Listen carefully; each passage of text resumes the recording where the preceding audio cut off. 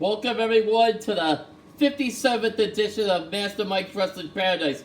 I'm your host, Master Mike Ambrose, and last time I talked, a lot of big news in wrestling, so let's get to the top of it. Vince McMahon, owner of the WWE for many years, like 40 years, steps down. It happened last week.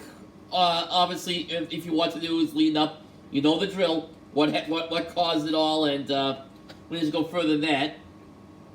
Right now, Triple H and Stephanie McMahon, obviously, are taking over. Stephanie's CEO, co-CEO with Nick Khan, actually. And Triple H is the head of creative and the head of talent relations. So that's right now as it stands, and see what goes. Obviously the shows this week, you saw a little change up how, Vince obviously wrote this last Raw. And I don't know if he wrote SmackDown that's going to be shown on Friday. I don't know. But as of right now, although maybe SmackDown is an official show, another show, I don't know. But this Raw was written right before Vince stepped down. This was done like last week. Nevertheless, the show had a little bit tweaks to it. Triple H had this stuff. It went 3 hours. It wasn't so bad. It was a good show. I'll get into a review in a minute. Legacy of Vince, and what can I say? The guy was in charge of the biggest wrestling company in the world for all those years. And it's the first, it was the first wrestling show I watched. I mean, I thought it was like today 45, and it was on TV. For anybody that lives in Boston, it was on WLVI 56 first, and then Channel 25, but it was on 56 first. I remember that, like Saturday afternoon, morning, afternoon, whatever. It was around that. And, he took it to places that you never thought it could be. He went all the way worldwide. Obviously created a lot of moments that fans remember. I mean, except for the time period where WWE's number one, he was number one pretty much the whole time. So you gotta give him that. I think toward the end of his run, there were moments the last couple of years where he kind of maybe lost the fastball a bit, and, they needed to change. Maybe they should have gotten changed sooner. With Triple H taking over. First he was out in NXT, Triple H. Now, he's back in charge power on the main roster. Looks like Shawn Michaels is still going to be running NXT with 2.0, which is good. I like the job he's doing there.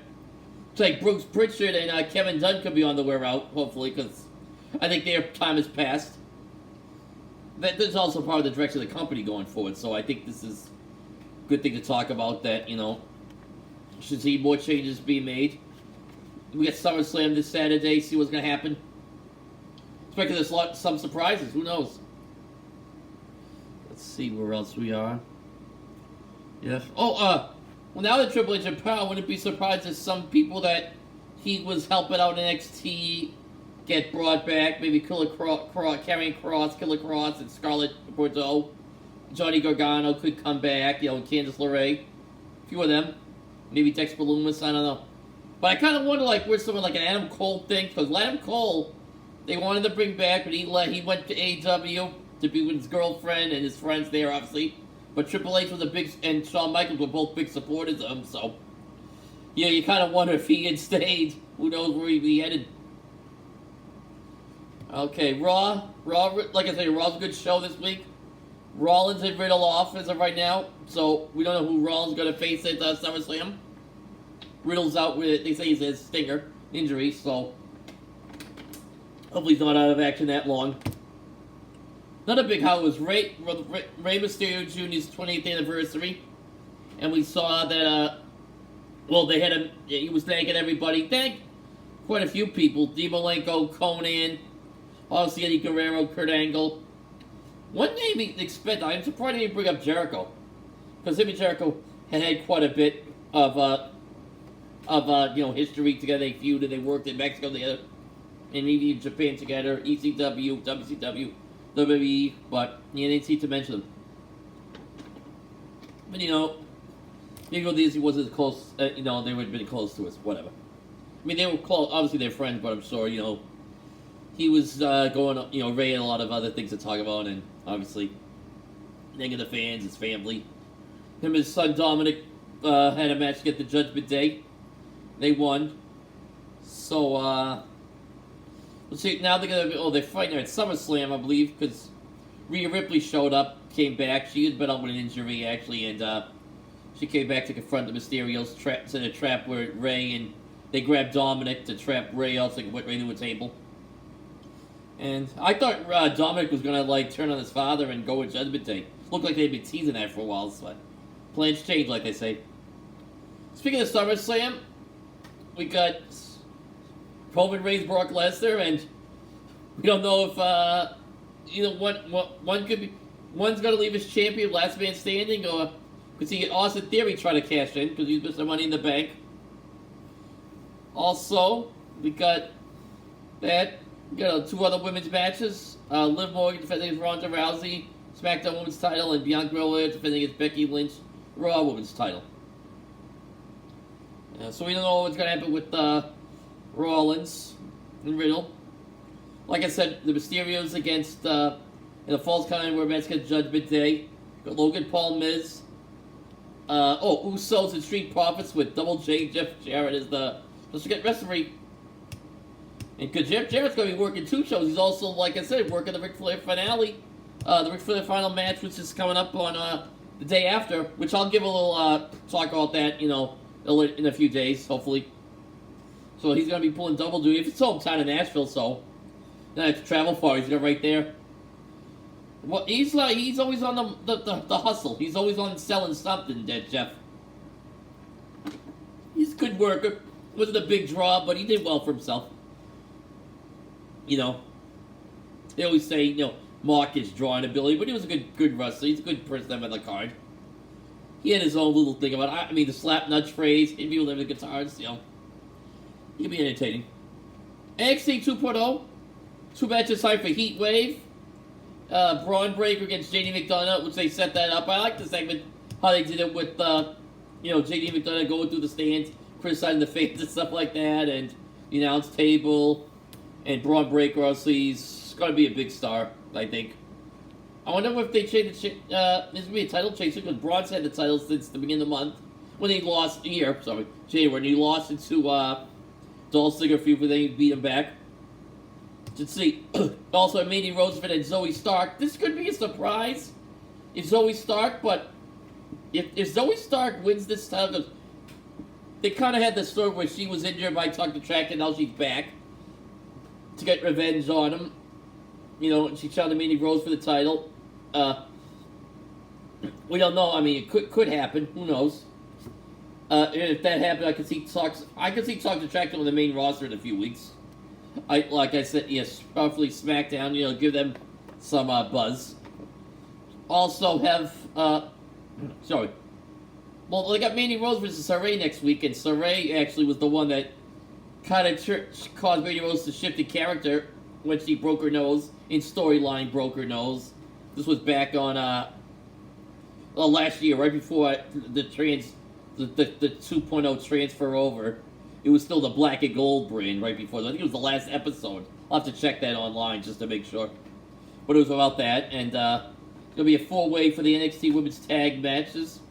I could see, and sorry to put this whatever on Twitter, I could see Toxic Attraction winning, although it would be their third time with the titles. Them winning, Mandy Rose here, but then on Heat Wave or whatever, the last show, they lose the titles at once on the same day, so they kind of go up together. Because I think I would keep them together, Toxic Attraction. I like Mandy, Gigi, and JC. And I think it helps because it's, Mandy Rose coming back to main roster. Better to put her in this group, because I think this way they'd be straight numbers, and they could build from there. Because the last time Mandy Rose was on the roster, she wasn't. They didn't really push her that much. At times she had to run with Otis, but outside of that, she wasn't really being pushed, taken care of. And obviously, some of the writers didn't know. But now with there being new management stuff and with writers and stuff, maybe they won't, with Triple H and Charter Credit, maybe things will go better now for the NXT call-ups now. I only hope. Austin Theory's done well, and, we got other guys doing well. Riddle's doing well. Obviously, he was a caller from a couple years ago, Street Profits. So they got some guys there good. Damian Priest, Bianca Belair, Rhea Ripley. So, they've done so well. Let's hope they continue that up. What they with NXT too, when they're building a lot of characters too with their branch, so that's good. It's like development that way. Sorry, that's my water there. Sorry, getting a little tricky. Been hot the last few days here. It's in the 80s. Last week I was at a party in Abington. My cousin / nephew's birthday, and it was like 97 plus humidity for like 100. It was up in Abington, so it's hot, hot, hot. All right, AEW tonight. They're in Worcester. Obviously, I'm not there. I'm here, and it's a couple hours away. But you know, I was kind of busy, so didn't have a chance to make it. All right. Well, let's see. It's 7:10. We could talk. Well, I could bring up stuff. Like I said, I look around my room. I got a lot of stuff that have the name WWE on it, and obviously Vince, McMahon was the guy behind it. He took it national, rightly or wrongly. He took it rational, and like I say, gotta respect him for that. Not everything he did was good. He had the WBF, that was kind of a failure. Obviously, it was a failure. The XFL the 2 times. First time was a bust. Second time, COVID took place in that, but it didn't last, and we kind of know what happened there. We went through a lot of things. The steroid trial, which happened, he beat the feds then. There's a lot of stuff going on, sex scandals, and, well, I shouldn't talk about that, sex scandals. What's going on now, so. But again, he get quite a run. His back is against the wall. I mean, a lot of people thought, they were close to going out of business back in 96, 97, or they weren't doing so hot, until Steve Austin came along. See, he brought Hogan in before then. I'll say before he had put the ton Hogan in. When he went national, that was it. That had a great run. The WCW came, and he faltered back a little bit. And then Steve Austin came, and the Attitude Era took off. So the Rock and Wrestling Era, so the Attitude Era, which obviously at WCW going ahead to have the greatest time for wrestling. You think about the 2 companies each week back and forth. Then the Ruthless Aggression Era. He won that war.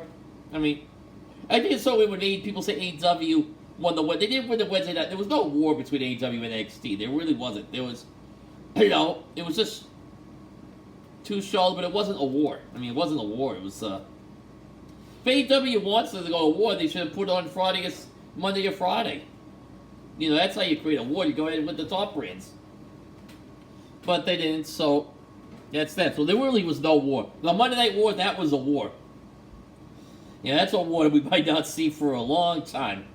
Probably not for a while, and, then another company's going to get hot and come up with something different to, like, grab the people's attention to get everything going, and right now it doesn't look like it. I don't know. I mean, WWE's doing great, that's good. I think with Triple H taking over, you can make it better. More people watch it, it's good. More companies doing good together. Maybe he'll even, work with other companies, outside companies. Not AEW, but, other companies internationally. So, okay. There you go. I'll be talking on the weekend. We have SummerSlam on Saturday. So I'll be talking to you then. Alright, I gotta get going now. Oh, training camp started today. NFL training camp. I saw the Patriots, Mac Jones out there. Also, you don't know who the coordinators are. Belichick doesn't like to tell his coordinators. He has Joe Judge and Matt Patricia there. But my dark horse, and I said it before, I said it again, in a few years, I think Belichick wants to break Don Shula's record. And after he does that, Steve Belichick, his son, will take over as coach of the New England Patriots. That's my prediction right there. Who's the next coach of the Patriots? It's Steve Belichick. I hope Mac Jones is a good year. Patriots the playoff game. Hopefully win a playoff game. We'll see. Okay. Take care, everybody. Have a good night. Bye-bye.